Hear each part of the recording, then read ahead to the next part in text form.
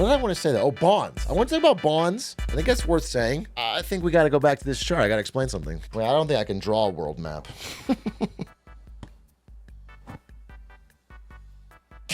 That's America. USA. USA. I'll use the red marker over here.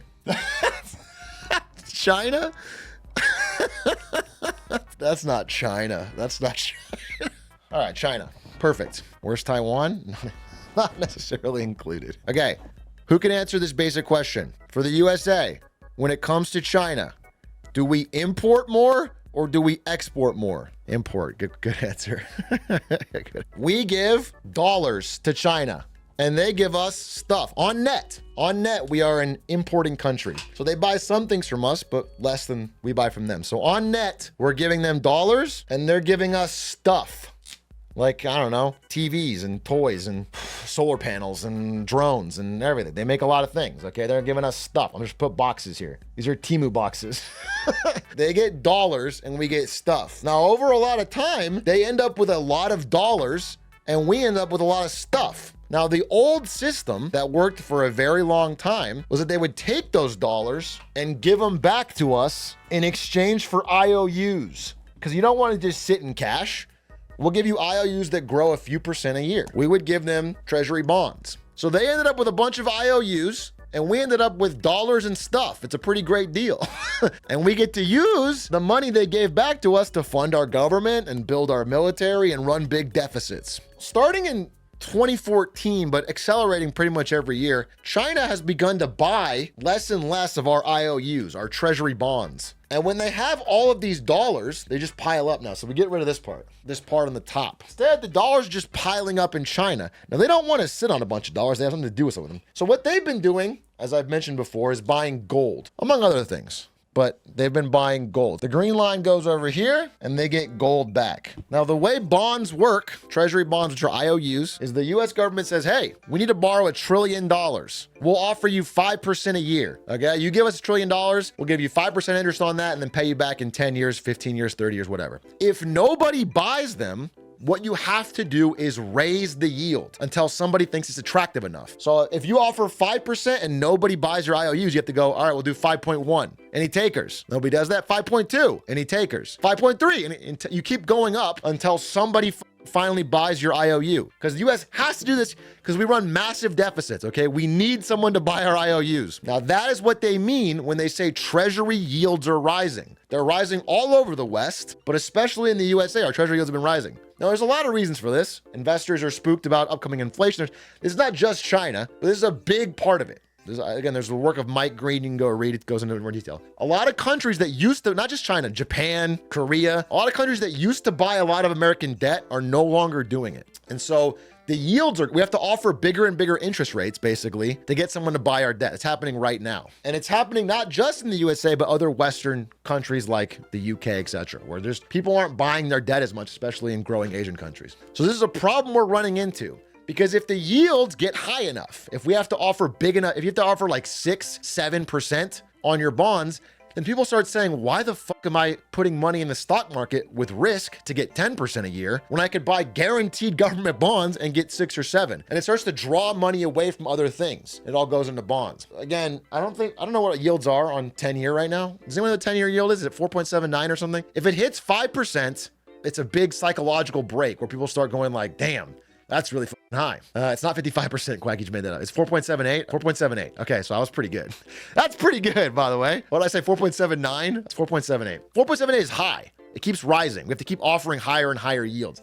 If we hit 5%, it's kind of a big break point. And if it gets higher than that, we're in trouble. That's for America, which usually have normally low yields because everybody wants our IOUs usually. A second part of this that's worth saying, I want to explain. So one more thing I got to say. Do you guys remember Liz Truss? Liz Truss was Prime Minister of the UK for like 11 days. Not actually, but not much longer. She did not outlive the head of lettuce. The UK bonds, the UK IOUs operate the same way. You put it up, you say, hey, we need $1 million or $1 billion or $1 trillion.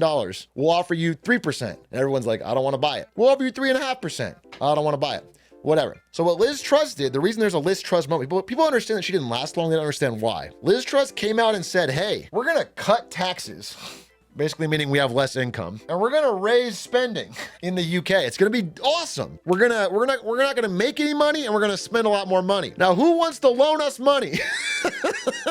She said this to the people of the UK and then went to the globe and said, hey, can anyone loan us some money? And it was crickets. Everyone in the world was like, no, we listened to your plan. You're not going to have any money. You're not going to pay us back. We're not going to loan you. We're not going to take your IOUs. We're not going to buy them. And the yields, what they have to offer to get someone to buy them, started spiking. They started going really high. And when they get high enough, you can't afford the interest payment. It's too obscene. It's like getting a 30% credit card. And that's how she got thrown out, okay? She was like crashing the economic system of the UK because they could not find someone to loan them money because her plan was so obviously not able to pay back the debt. That's a Liz Truss moment. It's worth understanding this because more and more countries are having this right now. It's possible Donald Trump will face a Liz Truss moment. Now, US bonds, US IOUs are more valuable and more in demand than UK, obviously, no matter what. So he might not. But understand if you say, hey, we're gonna cut taxes and spend like crazy, people stop wanting to loan you money because they get more and more worried that you're either not going to pay them back or just print money to pay them back, which is like inflating away the problem. So I think it's worth understanding that. I think if you understand this simple Liz Truss moment, you're going to understand a lot of what governments are going through in the next few years as they come into debt problems. So hopefully that helps. Can you explain it again like I'm 5? I actually don't think I can explain it simpler than that. Not that if you don't understand, it's totally fine, but I just don't know how I could, you have to understand IOUs. Maybe I could. I'll work on it. I'll think on it. I'll try to. I don't get the lettuce part. She just wasn't in office very long. So they said she didn't outlive a head of lettuce. Like they had a live stream of a head of lettuce and thought, will it wilt and die before she's out of office? And it didn't. That's why Liz Truss was the head of lettuce. Yeah, it was this. This was the live stream. They had a clock. They had a wig on a head of lettuce. I mean, it was getting pretty brown, but it lived. It lasted longer than her whole term. And the reason she got kicked out so quickly was because, again, she was collapsing the economy. Britain couldn't borrow money. And no major Western country can survive without borrowing money right now. Maybe no country at all. I mean, Japan needs to borrow money. China needs to borrow money. There's so few countries that are debt-free. And I want to talk about pigs because it's slop day. So I want to talk about pigs. This goes out to my Europeans. Do you guys know what pigs is? Pigs. Pigs. Pigs were considered the sloppy, bad economies of Europe. Portugal, Italy, Greece, Spain. Pigs. The I can also include Ireland. Piigs. Pigs, for the longest time, were considered like the little bros, the the left behind kids, this mostly southern part of Europe that was like they had debt problems, their economies weren't doing so well, and they got really looked down upon by like Germany, like a Germany, France, UK, would like sort of be like, we're kind of carrying your ass in the EU.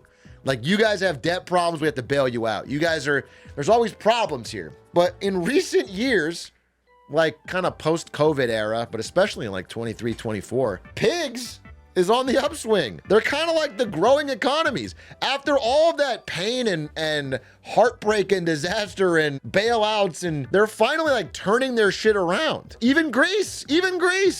But like, especially like Italy was in like a tough spot. They couldn't quite get their shit together, and now they're returning to growth. And now like the big dogs of Europe, specifically like Germany, are at like 0 to 0.5% growth. They're like in a bad spot. It's been a total flip. Here, I got a great chart for you. Dark blue is Europe as a whole, light blue is Germany, teal is France, and then red is the periphery, which basically is going to be pigs. So in this era, in the post-Great Financial Crisis era, it was terrible. These countries plummeted. They needed bailouts from the rest of the EU. They almost tanked the euro as a currency. It was bad. And then they started to slowly grow back. But then recently, since 2022, it's been like full steam ahead. Well, again, you see Germany barely growing at all, France doing all right, and all of Europe kind of lagging. It's a funny reversal of fortunes. And it's like, it gives credence to the idea, there's like that age old thing of like tough times make tough men, or tough men make good times make soft. Whether it's men or not, it does seem to apply to like economies where it's like going through a period of,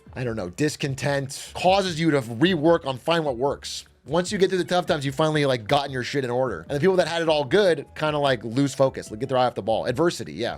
So anyway, it's interesting. It's a fascinating thing. Again, a lot of the countries that were traditionally considered like, lesser performing economies are now doing really well. One of the great examples is Poland, which has been thriving. I mean, Poland is on track to like pass the GDP per capita of the UK by 27 or something. It's something absurd. I don't know the exact stat on that. I saw it recently and I was blown away. It's wild. Like, part of that is the UK's having a tough time, but people never would have expected that. I work with a bunch of Polish people. They seem pretty happy living there. Yeah, I mean, again, of all the countries that I'm hearing about, people in Poland are like thumbs up, like positive about their future. Like, you know, we're richer than our parents. We're seeing a positive direction. That makes people happy. When you're in a situation where like your parents had it easy, they got a cheap house and now it's harder for me, you get angry. Your society starts getting depressed and morose, and it's just cool to see that some countries are on a different path. My business partner's from Poland. He says the housing market is horrendous. Well, to be fair, I haven't heard almost anyone anywhere say they like their local housing market.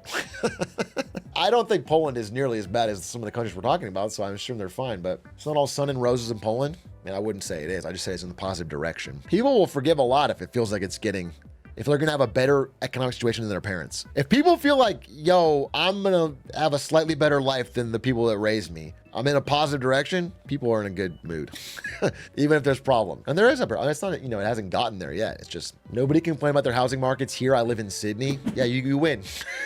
You or Toronto. If anyone's in Toronto, if you're in Toronto or Sydney, you can win the sympathy Olympics for housing. Or Hong Kong. Or New York, I guess, or San Francisco. There's like a few cities you can do it, but what about LA right now? Dude, I don't know if this is true or not. It sounds crazy, it sounds fantastical, but I heard that LA housing prices are going up dramatically because of the fires, like surge pricing. I understand that less supply means higher demand, but I also would assume that a major natural disaster is a demand dampener. That less supply would only work if demand remained constant, which I'm a little bit shocked by. I think it's rent, not home prices. I saw it from a guy talking about home prices, but it's possible. I mean, I definitely know, for example, that it would apply to something like, listen, a lot of the places destroyed were Airbnbs. And so I assume Airbnbs, if you're coming to visit LA, the demand and the price will go up. I'm just shocked that I don't know. I assumed it would be such a demand killer to have this very publicized tragedy that could strike wherever you buy. This is about rent, which again, I totally understand. There's people that have to find a place to stay. I totally get that. I was talking about housing prices though. Yeah, can't move away because of the job stuff. Yeah, it all tracks. Just odd to me.